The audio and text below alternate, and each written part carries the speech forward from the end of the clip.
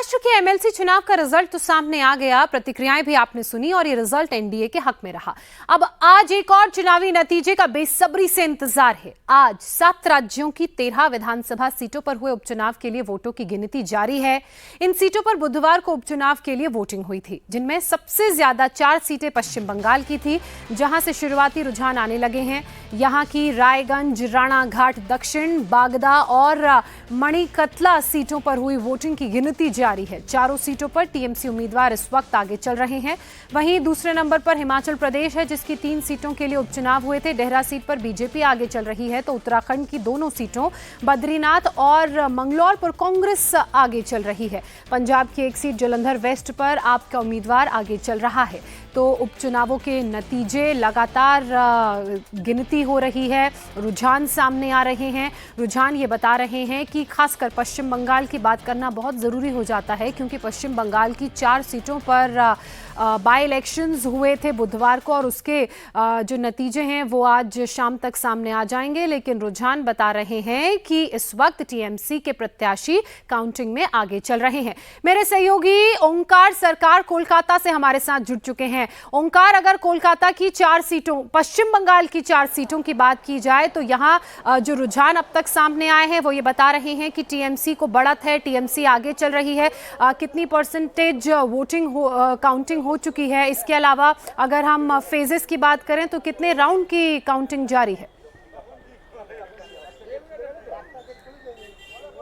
जी देखिए, पहले राउंड की जो काउंटिंग हो गई है, और पहली राउंड की काउंटिंग के बाद जो 4 असेंबली में काउंटिंग हो रही है, उस चारों में तृणमूल कांग्रेस आगे चलती हुई नजर आ रही है। हम लोग इस वक्त है Rabindra Bharati university BT road campus में, जहां पर मानिकतला उपचुनाव जो हुआ था उसका जो काउंटिंग जारी है। और जहां तक पहले राउंड के बाद देखा गया है कि तृणमूल कांग्रेस की ओर से सुप्ति पांडे, उनको 3180 वोट अभी तक मिल चुकी है। वहां पर उसके नजदीकी जो उम्मीदवार है भाजपा का कल्याण चौबे, उनको 980 वोट मिली है। यानी कि 2000 से भी ज्यादा बढ़त अभी तृणमूल कांग्रेस को यहां से मिल चुकी है। और अभी जो सेकंड राउंड की काउंटिंग है वो भी चालू हो चुकी है। तो पूरा पश्चिम बंगाल में देखा जाए तो 4 जो विधानसभाएं है, 4 विधानसभा में चारों में तृणमूल कांग्रेस आगे चलती हुई नजर आ रही है। ओंकार, चूंकि पश्चिम बंगाल में हमने देखा था लोकसभा चुनावों में टीएमसी ने जीत दर्ज की थी, पलड़ा भारी रहा था, और वही तस्वीर अब बाई इलेक्शंस में भी सामने आ रही है। मुख्य मुकाबला टीएमसी और बीजेपी के बीच देखने को मिल रहा है, तो उसके बारे में थोड़ा विस्तार से बताइए। जी देखिए, 2021 साल का चुनाव आखिर हम लोग देखें तो इसमें मानिकतला सीट को छोड़ते हुए बाकी तीनों सीट में भाजपा जीती हुई थी। लेकिन इस बार जो 2024 का जो लोकसभा चुनाव है उसमें भी देखा गया है कि इन तीनों विधानसभा में भाजपा आगे चलती हुई नजर आ रही थी। लेकिन इस बार जो उपचुनाव हुआ है 10 तारीख को, उसमें देखा गया है कि जो देखा जा रहा है अभी तक जो ट्रेंड है उसमें तृणमूल कांग्रेस आगे चलती हुई नजर आ रही है। क्योंकि इसमें एक बात तो है, जैसे कि देखा गया है रायगंज में कृष्ण कल्याणी जो कि तृणमूल कांग्रेस के उम्मीदवार थे, वो लोकसभा में तृणमूल कांग्रेस से उम्मीदवार थे, लेकिन 2021 साल में उन्होंने भाजपा की टिकट से जीत हासिल की थी।